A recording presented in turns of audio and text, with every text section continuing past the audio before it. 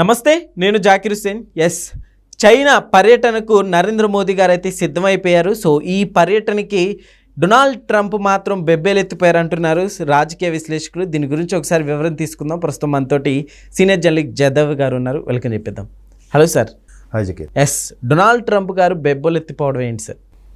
చైనాతో భారత్ స్నేహం అనేది కూడా ఇది పొలిటికల్, వరల్డ్ పొలిటికల్ ఇది ఒక హై డ్రామానే. అంటే మన వాళ్ళు కూడా చాలా చాకచక్యంగా చాలా ఆచితూచి అడుగులు వేస్తున్నారు. ఎందుకంటే ట్రంప్ మాట్లాడితే సుంకాలు అంటున్నాడు, టారిఫ్లు అంటున్నాడు, అది ఇది బనాయిస్తున్నాడు. అంటే ఒకవైపు వాడు అప్పులు తీర్చుకోవడానికి అని వేరే విషయం, మరోవైపు ఆడి కుటుంబ సభ్యులు ఎవరైతే వ్యాపారాల్లో ఉన్నారో వాళ్ళని బైక్ తీసుకురావడానికి. ఎందుకంటే వాడికి రియల్ ఎస్టేట్ బిజినెస్ బాగా ఉంటుందట. ఆ రియల్ ఎస్టేట్ బిజినెస్ మిగతా కంట్రీస్లో ఉంది, అందులో భారతదేశంలో కూడా కొన్ని చోట్ల పెట్టుబడులు ఉన్నాయి. అంటే వాడికి తెలిసిన దగ్గర బంధువుల్లో.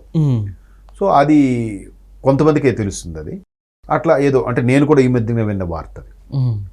సో దానికోసం రకరకాలుగా షేర్స్ పెరగాలంటే వాడి మీద సుంకాలు, తగ్గాలంటే వీడి మీద సుంకాలు, ఇట్లా రకరకాలుగా మేనేజ్ చేశాడు. బట్ భారతదేశం యొక్క ఈ ఎన్ఎస్సి నేషనల్ స్టాక్ ఎక్స్చేంజ్ కానీ, బొంబాయి స్టాక్ ఎక్స్చేంజ్ కానీ వీటన్నిటికీ కొంచెం విరుద్ధంగా వెళ్తుంటుంది. అంటే పూర్తి స్థాయిలో ప్రపంచ దేశాలు ఎక్కడెక్కడ ఏది జరిగినా, ఎక్కడ పడిపోవడం అని జరిగినా, మొన్న ఆపరేషన్ సింధూర్ సమయంలో షేర్ ఒక్కసారిగా రివర్స్ అయింది. ఆపరేషన్ సింధూర్ వల్ల చాలా వరకు అన్నీ పడిపోతాయి అనుకున్నారు, కానీ అన్ని షేర్లు పడిపోయినా భారతదేశంలో మాత్రం పాయింట్లు పెరిగాయి, నిఫ్టీలో కానీ వీటిలో కానీ. సో అలాగా భారతదేశం ఒక జీడిపిలో సెకండ్ ప్లేస్కి వచ్చి ఒక పవర్ఫుల్ కంట్రీగా తయారవ్వాలి, అవుతుంది కూడా. అది కాన్సెప్ట్. అయితే వీడేం చేస్తున్నాడు, రష్యా దగ్గర మనం చమురు కొన్నాము, రష్యా మనం కొనడం వల్ల మనం పే చేసిన డబ్బుల వల్ల వాడు యుద్ధం ప్రకటిస్తున్నాడు, ఉక్రెయిన్ అతలాకుతలం చేశాడు, రేపు పొద్దున ఇంకో యుద్ధం మీద ప్రకటిస్తాడు. ఆ వాడి యుద్ధానికి అవసరమైన డబ్బులు మీరే అరేంజ్ చేస్తున్నారు, మీకు వాళ్ళకి స్నేహబంధం ఉంది అన్నట్టు మాట్లాడుతారు. అఫ్ కోర్స్ భారత్కి రష్యా ఎప్పటికీ స్నేహబంధమే, ఎప్పటికీ. అది ఎవడెన్ని అనుకున్నా దాన్ని అలాగే కామ్గానే ఉంటుంది. ఎందుకంటే ఇలాంటి ఉక్రెయిన్లో కూడా దాడులు చేసినప్పుడు రష్యా ఒకటి ప్రకటించింది, ఉక్రెయిన్ మొత్తం మీద దాడి చేస్తాం, ఎక్కడ ఏ ఇంటి మీద అయితే ఇండియన్ ఫ్లాగ్ ఎగురుతుందో ఆ ఇంటిని మాత్రం అటాక్ చేయమని చెప్పారు. అంతకన్నా ఏం కావాలి భారతదేశానికి. సో అది విషయం. అయితే అలాంటి రష్యాతో ఎక్కడ మనం, అమెరికా వాడికి రష్యా అన్న కూడా భయమే. బయటికి వాళ్ళు మేకపోతే గాంభీర్యం చూపిస్తాడు, మేకవన్నీ పులియాడు.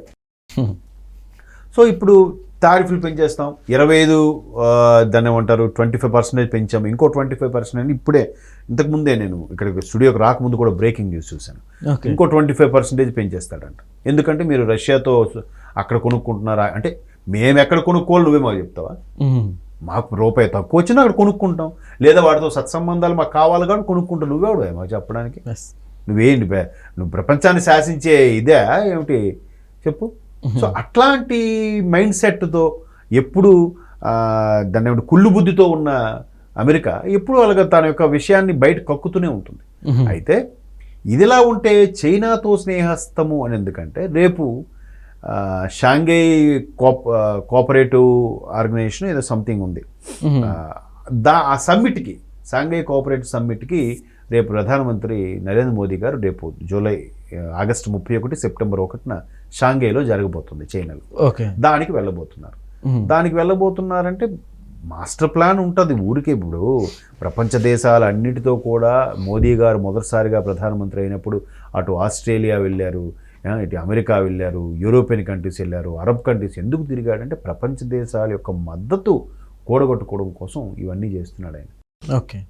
అది చాలామంది ఇదంతా ప్రభుత్వ సొమ్ము దుర్వినియోగం చేస్తున్నారు. మన్మోహన్ సింగ్, అప్పుడు అంతకుముందు మన్మోహన్ సింగ్ ఉన్నారు, మన్మోహన్ సింగ్ది విదేశాలకు తిరిగితే ఆయన ఖర్చు ఇంతే, బట్ మోదీ గారు విదేశాలు అయితే ఎంత ఖర్చు అయింది, ఈ లెక్కలని చెప్తున్నారు. ఎందుకు తిరిగాడు ఆయన? ఇండియా అంటే ఒకసారి చూపించాడు కదా, మొన్న కూడా పక్క దేశం వాడికి ఇది పోయించాడు, చూపించాడు ఇండియా. అంతవరకు ఏం చేశారు ఉన్న దేశాలన్నీ కూడా?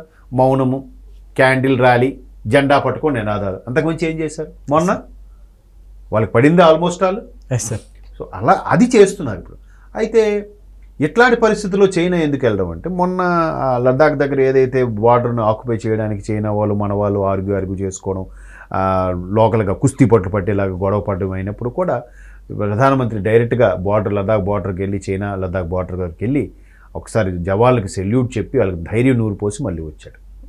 ఈ లోపల మొన్న జూన్లో జరిగిన అదే షాంఘై సమ్మిట్కి కూడా రక్షణ మంత్రి రాజ్నాథ్ సింగ్ గారు కూడా వెళ్ళిన ఈ ఒప్పందం మీరు ఈ బార్డర్ క్రాసింగ్లు అనేది మీరు పెట్టుకోరంటేనే మీ ఒప్పందంతో శాంతి ఒప్పందాల మీద సంతకాలు పెడతాం అంటే వాళ్ళేమో యాక్సెప్టెన్స్ ఇవ్వలేదంట.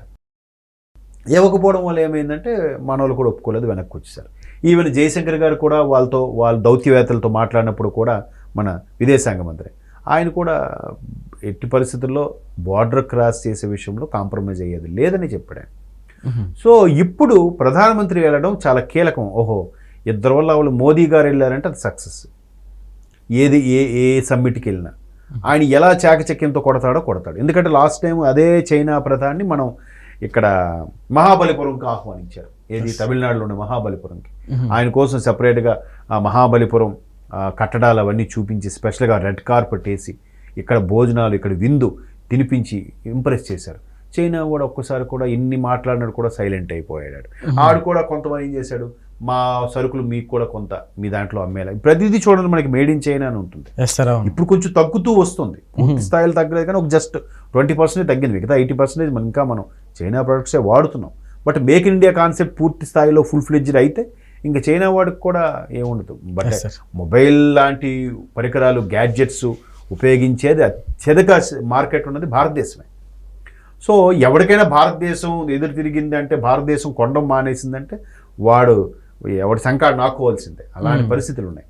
కాబట్టి చైనా దగ్గరికి మళ్ళీ ఇప్పుడు రేపు ఆగస్టు 31 సెప్టెంబర్ 1 జరగబోయే ఆ షాంఘై సమ్మిట్కి కానీ ప్రధానమంత్రి అటెండ్ అయితే మరలా చైనాకి భారతదేశానికి దౌత్యపరమైన సంబంధాలు మంచిగా కొనసాగితే మళ్ళీ నష్టపోయేది అమెరికా వాడికి. ఎందుకు అమెరికా వాడికి కడుపుమంట? ప్రపంచ దేశాలు ఏవి కూడా అమెరికాకు పోటీగా ఉన్నా కూడా వాడు గొప్పలాడు చెప్పుకోవడం ఎందుకులే అని చెప్పి ఊరుకుంటారు. బట్ చైనా వాడు అలా కాదు. అమెరికా వాడు ఏ ప్రొడక్ట్ దించినా ఏ బిజినెస్ చేసినా వెంటనే దానికి ప్యారలల్గా ఇంకోటి రెడీ చేస్తాడు. దట్ ఈజ్ చైనా వాడు.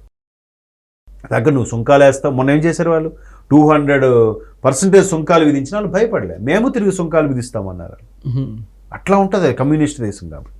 సో అటువంటిది మాకు పడని చైనాతోనే మళ్ళీ స్నేహం కలుపుతున్నాడంటే శత్రువుకు శత్రువు మిత్రువు కదా. సో అట్లాగా ఇక్కడ భారతదేశం దౌత్యపరమైన సంబంధాన్ని చాలా చాకచక్యంగా వరల్డ్ పొలిటికల్ని బ్యాలెన్స్ చేస్తూ వెళ్దాం అనేది ఎస్పెషలీ అంటే ఎన్డీఏ కూటమిలోనే ఇట్లాంటి ఎక్కువగా జరిగాయి అనిపిస్తుంది. మేబీ అంతకుముందు కూడా జరుగుండొచ్చు, బట్ అప్పుడు ఎంత సోషల్ మీడియా లేకపోవడం వల్ల తెలియలేదేమో. కూడా ఇప్పుడు మాత్రం వీళ్ళు చాలా బ్యాలెన్స్గా చాలా లౌక్యంగా వెళ్తున్నారని అనిపిస్తుంది. చూద్దాం మరి ట్రంప్కి సమాధానంగా చెంప చెల్లుమనిపించేలాగా ఇంకే విధంగా దౌత్యపరమైన సంబంధాలు పునరుద్ధరిస్తారు. Wait and see. Okay sir, thank you.